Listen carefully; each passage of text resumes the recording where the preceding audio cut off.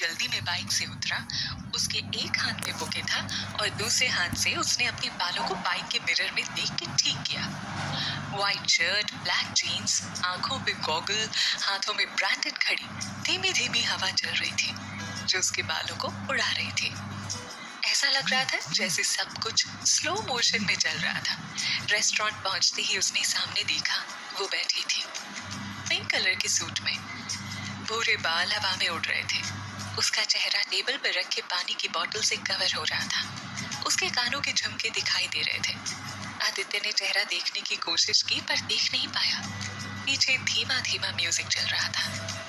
देखा जो तुमको, ये दिल को क्या हुआ है। आदित्य का दिल जोरों से धड़क रहा था, जैसे अभी उछल के बाहर आ जाएगा। आदित्य ने आवाज लगाई, सिया, और वो हाँ बोल के खड़ी हो गई। आदित्य ने उसे जैसे देखना शुरू किया, उसके अंदर से आवाज आई, उफ, पूरी दुनिया के जज्बात एक तरफ और तुझसे ये पहली मुलाकात एक तरफ। अब तो भगवान जान भी ले ले, कोई गम नहीं। आदित्य उसे देखने की कोशिश कर ही रहा था कि किसी ने उस पर बाल्टी भर के पानी डाल दिया। आदित्य जोर से चिल्लाया, कौन है बे? सामने देखा, वरुण खड़ा था पानी की बाल्टी लिए। कुंभकर्ण, कितनी देर से आवाज लगा रहा हूँ, वो बाल्टी नीचे रखते हुए बोला। कमीने 10 मिनट रुक जाता, आज तो उसका चेहरा दिख ही जाता। मायूस होकर आदित्य अपना चेहरा साफ करते हुए बोला, किसका? वरुण ने उसे देखते हुए पूछा। तू नहीं समझेगा, चल हट, कहते हुए उसे आदित्य ने हटाया और मुस्कुराने लगा। जल्दी नहा के आ, फिर लेट हो जाएगा, वरुण उसे घूरते हुए बोला। नहला तो तूने दिया, ब्रश करके आता हूँ, रुक, कहते हुए आदित्य ने टाल खींचा और बाथरूम में चला गया। रेडी होकर आदित्य और वरुण निकल गए। उधर आदित्य भी अपने कॉलेज के लिए निकली। पहुंचकर वो सिया को बोली, तो क्लास चल, मैं आती हूँ, और वो वॉशरूम की तरफ बढ़ी। उसे अंदर से किसी लड़के की आवाज आई। उसकी बाहों तन गई कि लड़कियों के वॉशरूम में लड़का क्या कर रहा है। वो जैसे ही एंटर हुई, उसने देखा उसकी क्लास की एक लड़की मेघा रोते हुए उसी की गेस्ट फैकल्टी वाले प्रोफेसर डॉक्टर राजीव मिश्रा से हाथ जोड़कर गिड़गिड़ाते हुए बात कर रही थी। अदिति को देखकर वो दोनों घबरा गए। अपनी अदिति भी तेज तर्रार गुस्से की तेज पहुंचते ही चढ़ गई। सर, आप यहाँ क्या कर रहे हैं, लड़कियों के वॉशरूम में, और मेघा तू रो क्यों रही है? कुछ नहीं, कहते हुए मेघा वहां से भाग गई और राजीव सर भी। Sorry, by mistake I came here, कहते हुए पतली गली से वो निकल गए। अदिति थोड़ी ठंडी हुई, सोचा लव अफेयर का होगा कोई लफड़ा। अदिति, तुझे क्या, चल जल्दी वापस क्लास, बोलते हुए वो क्लास पहुंची। अदिति क्लास पहुंची और देखा मेघा वहां भी थोड़ी असहज से लग रही थी। उसके हाथ कांप रहे थे। अदिति को टेंशन हुई, उसने सिया को बताया, देख, एक तो तू ना समाज सेवा बंद कर दे, होगा उनका अपना कुछ, और आजकल की लड़कियां ना खुद कांड करती हैं फिर रोती हैं, तो क्यों सबके फट्टे में टांग अड़ाने चली जाती है। सिया ने उसे एक अच्छे दोस्त की तरह समझाते हुए चुप रहने को कहा। यार, मदद की जरूरत तो नहीं उसे? अदिति ने उसे देखते हुए पूछा। जरूरत तो तुझे है मदद की, अभी सेमेस्टर आने वाले हैं ना, पढ़ाई कर। सिया ने उसकी बुक ओपन की और उसे दिखाते हुए बोली। अदिति थी आदत से मजबूर, बस एक के बाद एक लेक्चर चालू हो गए। क्लासेस, हॉस्पिटल, सबके चक्कर लगा के दोनों हॉस्टल पहुंची और थक के सो गई। रात का समय था, आदित्य अपनी पढ़ाई में लगा था। उसके सामने उसकी बुक खुली हुई थी और सोच वो कुछ और रहा था। कभी सोचा था आदित्य किसी को देखे बिन उसके इतने करीब पहुंच जाएगा? बिन देखे बिन जाने किसी से प्यार करने लगना कहाँ तक प्रैक्टिकल है? इतना आसान होता है क्या? उसकी हंसी, उसकी पागलों वाली बातें, उससे मिलने की बेकरारी, इवन दिखती कैसे होगी ये जाने बिना भी उसके बिना जीना मुश्किल हो रहा है। आदित्य ने अब थोड़ा प्रैक्टिकल होने का सोचा। आज मैं उसकी ना पिक्स मांगूंगा, महीने हो गए बात करते हुए। वो सोच ही रहा था कि घर से उसकी मम्मी रीना जी का वीडियो कॉल आ गया। क्या कर रहा था मेरा बच्चा? हर माँ की तरह ये माँ भी भाव विभोर होकर बोली। पढ़ रहा था मम्मा, आदित्य ने बुक दिखाते हुए बोला। खाना खा लिया तूने? रीना जी ने पूछा। अभी इतना जल्दी कौन खाता है, जाऊंगा थोड़ी देर में। आप बताओ, इस टाइम तो आप कॉल नहीं करती, तो आज क्या विशेष? उसने पूछा। अरे, तुझे गुड न्यूज देनी थी, पापा ने दिल्ली ट्रांसफर लिया है, तुझे इस समय हमारी जरूरत भी है, तो हम शिफ्ट हो रहे हैं, कल ही आ रहे हैं। रीना जी ने उसे सोफे पर बैठते हुए कहा। क्या? आदित्य चेयर से खड़ा होकर खुशी से झूमते हुए बोला। यार जल्दी आ जाओ, आप बहुत हो गया अकेले अकेले।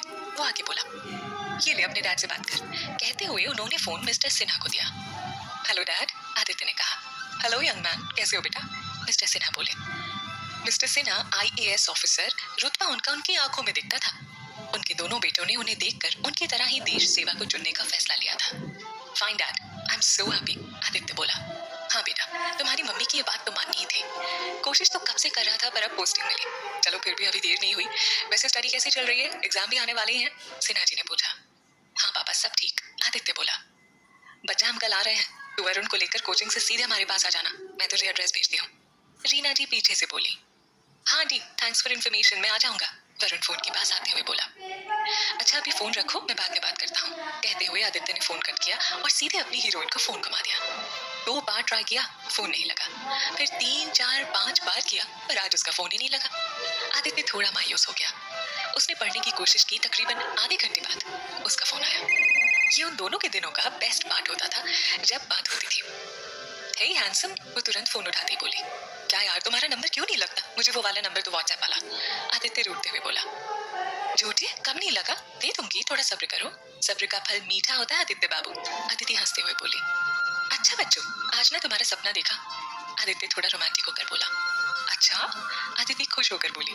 और क्या देखा सपने में? तुम इतनी मोटी हो, मुझे पता नहीं था, और कलर भी बहुत डार्क है तुम्हारा, आदित्य ने उसे छेड़ते हुए बोला। ओए हद है, मैं एकदम फिट हूँ और कलर की बात ना ही करो। लाइन लगी है पीछे, वो तो तुम्हारे साथ फंस गई, वरना तो गिनती मुश्किल थी, इतराते हुए अदिति ने कहा। सुन, पिक्चर सेंड करना, आदित्य जिद करते हुए बोला। आदि, तुमने प्रॉमिस किया था, नो जिद। पिक नहीं, अब तो तुमसे मिलने के दिन आ गए हैं, उसने बोला। वो आगे बोली। अच्छा एक चीज, तुमने अपनी पोस्टिंग मुंबई में लेना। अभी तो एग्जाम रिजल्ट कुछ नहीं आया और तुमने पोस्टिंग की घोषणा भी कर दी, आदित्य हंसते हुए बोला। हाँ, ऑर्डर देते हुए अदिति ने बोला। वैसे मुंबई क्यों? आदित्य ने पूछा। क्योंकि मैं मुंबई में हूँ एंड आई लव मुंबई, मुझे हमेशा यहीं रहना है, अदिति ने कहा। उसने आगे बोला। आदि, मैं उस दिन का वेट कर रही हूँ जब तुम मुंबई आओगे और हम मिलेंगे। एक तो देती नहीं हो अपनी और मिलोगे तुम मुझसे, आदित्य बोला। मैं अपनी आंखों से देखना चाहती हूँ तुम मुझे पहली बार देख के कैसे रिएक्ट करते हो। अदिति को बातों में कोई हरा नहीं सकता था। बातें बहुत आती है तुम्हें। अच्छा एक चीज बतानी थी, मैं नेक्स्ट वीक बिजी रहूंगा, वो पापा का ना ट्रांसफर यहीं हो गया है, शिफ्टिंग एंड ऑल, तो शायद ज्यादा बात ना कर पाऊँ। माँ पापा साथ होंगे तो मैक्सिमम एक वीक में ना सब सेट हो जाएगा। अच्छा सुन, विल मिस यू, आदित्य ने बालकनी में जाते हुए कहा। मैं भी मिस करूंगी आदि तुम्हें, टाइम मिला तो कॉल कर लेना प्लीज, अदिति ने कहा। हाँ नेक्स्ट मंडे बात करते हैं सिया, चल बाय, आदित्य ने कहा। सिया नहीं, शोना बुलाया करो प्लीज। आदिति को अपना नाम सिया सुनना कुछ चुभने सा लगा। मीन्स नाम भी गलत है। आदित्य स्मार्ट तो था, वो समझ चुका था। आदिति चुप थी। आप आदित्य को मानो, काटो तो खून नहीं। इससे बात कर रहा हूँ, ये क्या है? सही नाम नहीं पूछोगे? आदिति ने धीमे से कहा। नहीं, क्या पता क्या बताओगी और क्या हो तुम? आदित्य को गुस्सा आने लगा। आदिति नाम है मेरा, वो बोली। थोड़ी देर की खामोशी के बाद आदित्य बोला। एक बात कहूँ, तुम किसी पे जल्दी ट्रस्ट नहीं करती, क्योंकि बचपन में मौसी को देखा एंड ऑल, पर कहीं आज तुम्हारी वजह से मेरा लोगों से ट्रस्ट ना उठ जाए। आदित्य को कुछ समझ नहीं आ रहा था क्या हो रहा है। वो आगे बोला। अब तो मुझे सोचना पड़ेगा मुझे तुमसे बात करनी भी है या नहीं। आदित्य की आंखों में नमी आ गई। थोड़ी खामोशी के बाद वो बोली। हाँ एक वीक है ना, अगर ठीक लगे तो नेक्स्ट वीक कॉल कर लेना, पर एक चीज है, मैं तुम्हारे फोन का हमेशा वेट करूंगी। वो आगे बोली। एक चीज हमेशा होती थी, दिमाग हमेशा कहता था सही मत बताओ, और दिल हमेशा कहता था सही मत छुपाओ। आज दिल की सुनी है। सामने से आदित्य का कोई जवाब नहीं आया। 1 मिनट की खामोशी थी। फोन रखो? आदिति ने पूछा। हाँ बाय, आदित्य ने कहा। बाय कहते हुए आदिति ने फोन काट दिया और फोन कस के हक किया। आंखें आज नम थी। उधर आदित्य की आंखें भी बोल रही थी। इधर सिया आदिति को देख रही थी। वो बोली, इजहार कर दीजिए मैडम अब तो अपने प्यार का। करेंगे मोहतरमा, अब तो हम उससे मिल के ही रहेंगे। उसके एग्जाम के बाद अगर वो चाहेगा तो। अब अदिति कुछ सोच में पड़ गई। और मुझे पहली बार देखने की खुशी ना उसकी आंखों में जीना चाहती हूँ मैं, इतनी सी ख्वाहिश है। कुछ गलत तो नहीं है ना? इतने महीने वेट किया है, कुछ महीने और, तो तू उदास क्यों हुई आज? सिया उसके पास बैठते हुए बोली। वो ना उसने कहा है कि उसे सोचना पड़ेगा वो मुझसे बात करना भी चाहता है या नहीं, और मैंने ना उसे अभी से मिस करना चालू कर दिया। इस बार उसके आंसू आंखों की पलकों से गालों पर आ गए थे। अरे मेरा बाबू, कहते हुए सिया ने उसे हक करते हुए चुप किया। कोई ना, सब बात करेगा तो टेंशन ना ले, कहते हुए सिया उसे खींच के रूम से बाहर ले गई। दोनों ने डिनर किया। उधर आदित्य को अच्छा नहीं लग रहा था। कितनी बातें की और नाम तक सही नहीं बताया। मजे ले रही है बस। दिमाग गुस्से में था, पर दिल कह रहा था वो बहुत अच्छी है, और आंखें वो तो साथ ही नहीं दे रही थी। सही कहा किसी ने, इश्क का ये अपना दस्तूर होता है, जो इसे जान लेता है ये उसी की जान ले लेता है। उधर अदिति और सिया ने अपना खाना फिनिश किया। अदिति के हॉस्टल से थोड़ी दूर 3-4 रेस्टोरेंट थे लाइन से। वो रोज रात को इन रेस्टोरेंट से बचा हुआ खाना लेकर बगल की झुग्गी के कुछ बच्चों को खाना खिलाती थी। आज भी अदिति निकल ही रही थी कि सिया ने कहा, सुन मैं तेरे साथ चलती हूँ आज, शायद भगवान मेरा भी भला कर दे। हाँ यार चल, अच्छा लगेगा। वो लम्हा सच में इबादत का होता है जब आप किसी की मदद करते हो, अदिति ने कहा। दोनों ने बचा हुआ खाना लिया और अपनी स्कूटी से चल दी झोपड़ी की तरफ। आज अदिति का मूड बिल्कुल खराब था। मन में शंका कुशंका कि आज के बाद वो बात करेगा या नहीं। अदिति ने वहां जाकर बच्चों को आवाज लगाई, शंकर, सीमा, लक्ष्मी, कहाँ हो सब, आओ खाना आ गया। देखते देखते 25-30 बच्चे अदिति के आसपास जमा थे। अदिति मुस्कुराई और सबको बैठने का इशारा किया, फिर खाने के पैकेट्स दिए। उनसे थोड़ी देर बाद की फिर निकल पड़ी।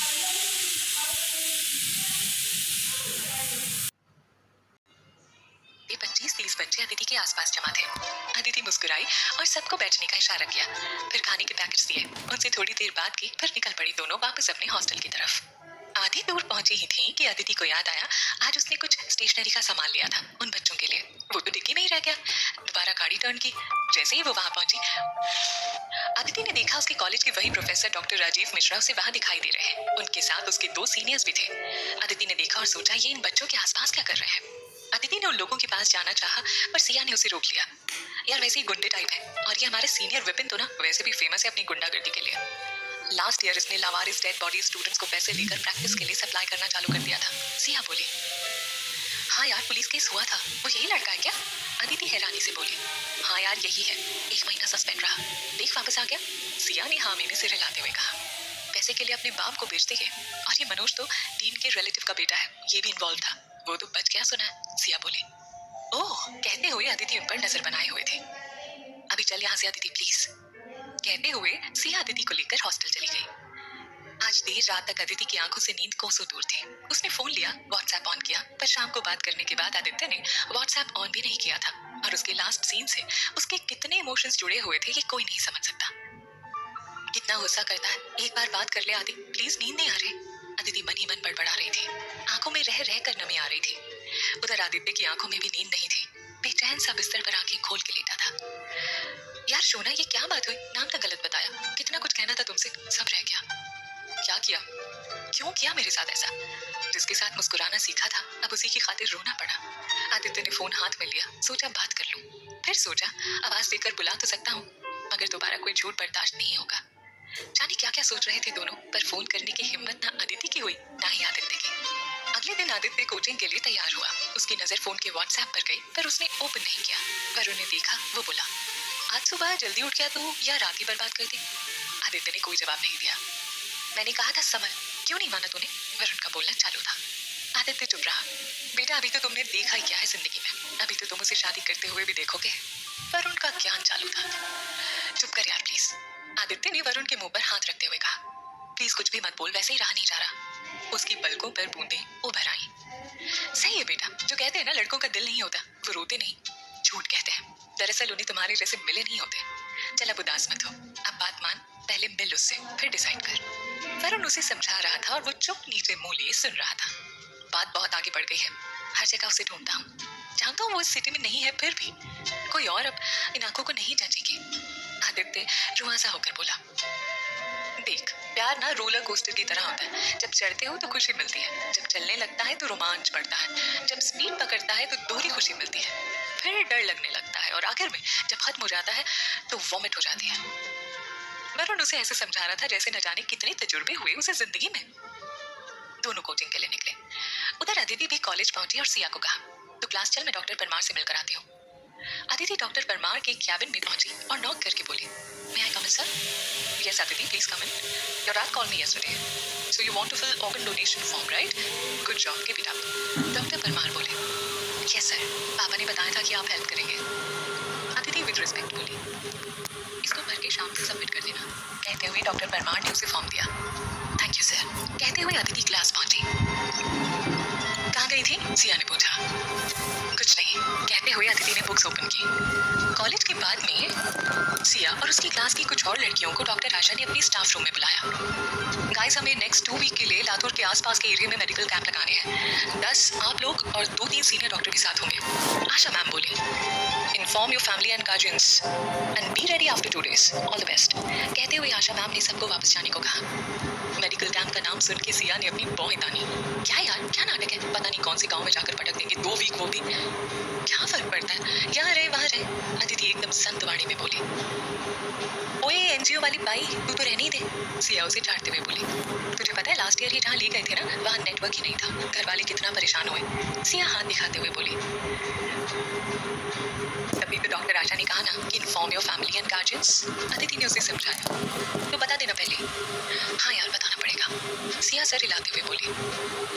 मैं कैसे बताऊंगी उसे, कितना गुस्सा है वो. कहते हुए अदिति उदास हो गई. क्या हुआ, सिया ने पूछा. कुछ नहीं, चल चलते हैं. कहते हुए दोनों निकल गई. थोड़ी देर में दोनों हॉस्टल पहुंचे. उधर आदित्य भी अपने घर वरुण के साथ पहुंच चुका था. वाह मम्मा, ये घर तो बहुत अच्छा लॉट हुआ इस बार. वो नया घर देखते हुए बोला. मदद करते हो. और देख, बाहर गार्डन है, यहाँ ना बहुत सारी सब्जियां लगानी है मुझे. रीना जी बोली. हाँ, फिर 1 साल में ट्रांसफर हो जाएगा तो सब्जियां खा तो पाओगे नहीं. क्यों मेहनत करते हो, आदित्य ने बोला. आदित्य फिजिकली तो घर में मौजूद था, पर मेंटली वो अदिति के साथ था. आज वो यहाँ होती तो उसे घर दिखाता. वो सोच ही रहा था कि उसकी हिचकियां चालू हो गई. अरे क्या हुआ बेटा, रीना जी उसके पास आई. रुक, तनु को बोल के ना चीनी मंगवाती हूँ. कहते हुए उन्होंने अपनी नौकर को आवाज लगाई. ये वही शाम का टाइम था जब वो रोज अदिति से बात करता था. और प्यार में अंधा मनुष्य ये भूल जाता है कि हिचकियां आना सिर्फ एक याद आने की निशानी नहीं है, कई और कारण भी तो हो सकते हैं. रीना जी ने देखा आदि की हिचकियां रुकी नहीं रही थी. वो बोली. बेटा, गोरखपुर वाली मौसी का नाम ले, वो तुझे याद करती है. कहते हैं जब हिचकियां आए तो उनका नाम लो जो याद कर रहे हैं. वो बंद हो जाती है, और अगर वो बंद हो जाती है तो समझो वही याद कर रहे हैं. और अगर बंद ना हो, आदित्य हिचकी लेते हुए बोला, तो किसी और का नाम ले लो और लेते रहो. जहाँ बंद हो समझो उसने याद किया. रीना जी मुस्कुरा के बोली. वाह रे साइंस, आदित्य हंसते हुए बोला. वो तो मुझे बचपन से मिली नहीं है, फिर याद क्यों करती होंगी. देखो, बंद नहीं हुई. वो आगे बोला. अच्छा तो सरिता बुआ, इनका नाम ले ले. वैसे हैं तो चुड़ैल, पर क्या पता तुझे याद ही कर लिया. रीना जी मासूमियत से बोली. मम्मा क्या आप भी यहाँ. कहते हुए आदि बाहर निकल गया. अगली रात भी अदिति पर बहुत भारी गुजरी. एक तो उसे आदित्य को ये बताना था कि वो 2 वीक के लिए बाहर जा रही है, और फोन वो कर नहीं सकती थी. कहीं आदि को ये ना लगे कि गले ही पड़ गई. इस बार वो चाहती थी आदि उसे खुद से फोन करे. कैंप पर जाने के पहले सिया और अदिति दोनों अपना सामान पैक कर रही थी. अदिति ने अपने घर माँ को फोन किया और बताया कि वो मेडिकल कैंप के लिए जा रही है, और गाँव में नेटवर्क का इशू होता है तो शायद अब बात न कर पाए. दोपहर तक उन्हें कैंप के लिए निकलना था. दोनों रेडी होकर निकल गई. कॉलेज से बस के द्वारा उन्हें कैंप जाना था. अदिति के साथ सिया के अलावा बातें और था.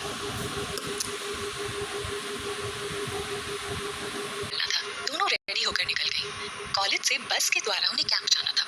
अदिति के साथ सिया के अलावा मेघा और क्लास के कुछ लोग और थे, और सीनियर के नाम भी वही विपिन और मनोज जो उस रात उसे उन बच्चों के साथ दिखे थे, और राजीव सर. यार, इन सबको देख के मेरा खून उबाले मारने लगता है, न जाने क्यों. एक नंबर के ना चीपड़ है सारे के सारे. अदिति गुस्से में उन्हें देखते हुए बोली. डॉक्टर बनने के लायक नहीं है, सब बिगड़े हुए. वो आगे बोली. विपिन ने अदिति को गुस्से में मुंह बनाते देख लिया. चुप कर अदिति, कुछ भी नहीं. देख विपिन देख रहा है. अब चल. कहते हुए सिया ने उसे बस में चढ़ने का इशारा किया. अदिति बस में चढ़ी. देखा लास्ट सीट पर मेघा बैठी थी, अकेली सी, गुमसुम सी. खिड़की के बाहर लगातार राजीव सर को देख रही थी. चल उसके साइड में बैठते हैं. अदिति ने सिया को इशारा किया. यार, इस लेडी देवदास के पास नहीं बैठना. सिया मुंह बनाते हुए बोली. चुप कर, चल. आंखें दिखाते हुए अदिति ने कहा, और जाकर मेघा की साइड वाली सीट पे, विंडो सीट पे बैठ गई, और सिया भी उसके साथ बैठ गई.